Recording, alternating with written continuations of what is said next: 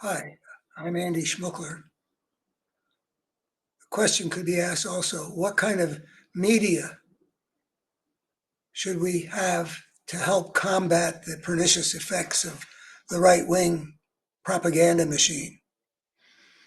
And I don't know the answer to that, but I do have some experience with the question that I think is probably still relevant. I mean, part of what I don't know is, well, first of all, what actually works. But secondly, the media environment of from 1992 to 2002, when I was dealing with this issue on the radio, is very different from the environment today. I don't know what difference it makes that there are all these social media and uh, all these algorithms that can work, and uh, I just don't know. But the experience I had was that um, I had a radio show which I called in a newspaper interview, the Not Rush Limbaugh Show.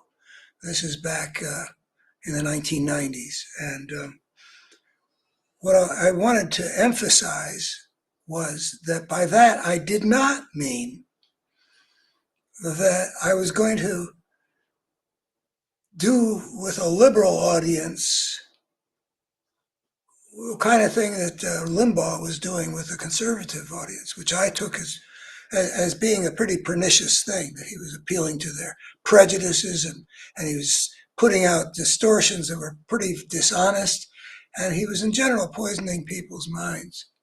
So my point about it being the opposite of Rush Limbaugh was not that it would be the same thing but on the left rather than the right. It was that it would be honest inquiry rather than dishonest, and that it would be an attempt to build bridges to work together across the divide, whereas what Limbaugh was doing was demonizing those on the other side of the divide.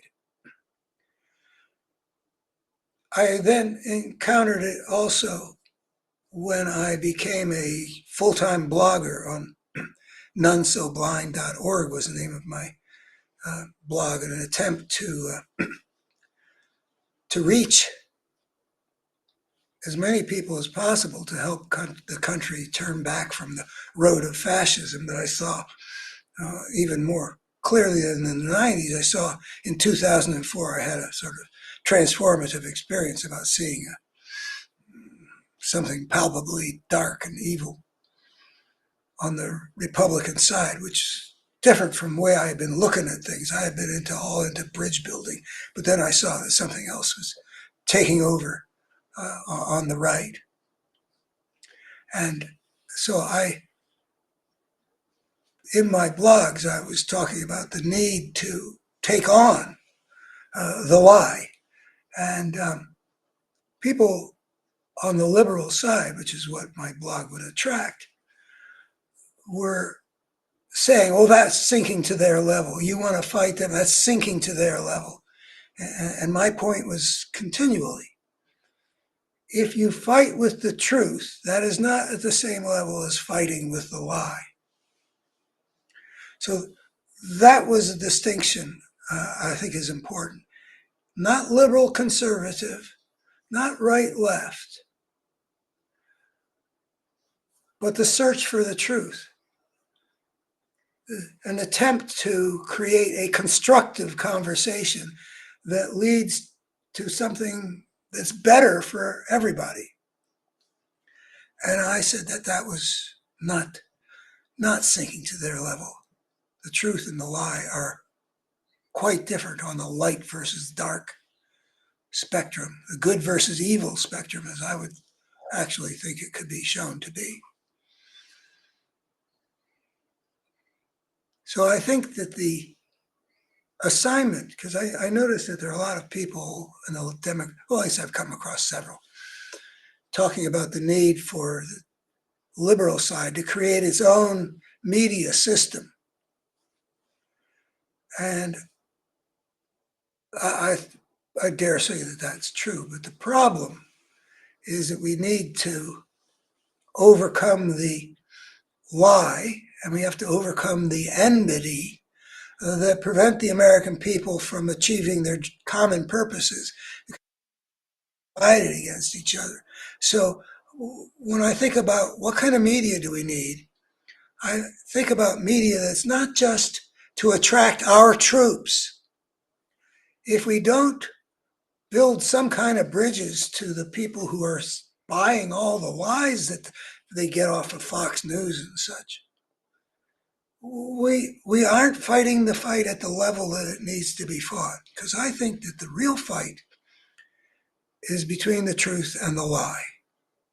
And if we don't manage to get the truth into the thinking of the kinds of people who could vote for Trump or might vote for Trump, then we're leaving the problem untouched. Yes, it's good to win elections, and yes, it's good to be able to mobilize your people as effectively as, say, Fox News apparently can. But the real problem has to do with lies that are used to divide people. And I think it is still the case that whatever media that we seek to develop on the side, it should attract an audience that's not just of our people. And it should do battle against the lie with integrity and truthfulness. I don't know how far that gets us towards solving the problem of countering the powerful propaganda. I just read the last couple of days Timothy Snyder talking about some of the very sophisticated techniques that Putin introduced and that the Republicans have been also utilizing that had apparently a big effect that may have led to this outcome. But in any event, whatever the propaganda techniques are on the right, the question is, how can we get to a more shared reality? How can we stop the division? And how can we get power away from the liars that manipulate our fellow countrymen into doing really foolish things like what they've done in the election of 2024? Thanks. Please support what I do if you like what I do. And if you want to see a very substantially developed integrative picture of the forces at work in the human world, including the ones that we deal with here in America, but also globally and going back all the way to our emergence out of the biologically evolved system onto the path of civilization. Please go to my website, abetterhumanstory.org, where you will find a lot. I've been obsessed with some of these questions for a very long time. There's my book back there of 2015, What We're Up Against, a destructive force at work in our world and how we can defeat it. 2015, written before Trump got onto the stage. And that book back there, The Parable of the Tribes, The Problem of Power and Social Evolution, is about how a destructive force inevitably emerged when a creature steps onto the path of civilization by inventing its own way of life.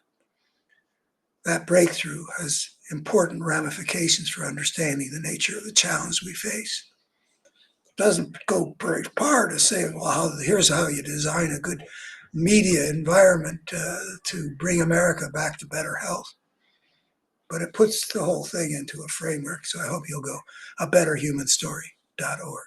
Thank you. I'm Andy Schmuckler. Bye-bye.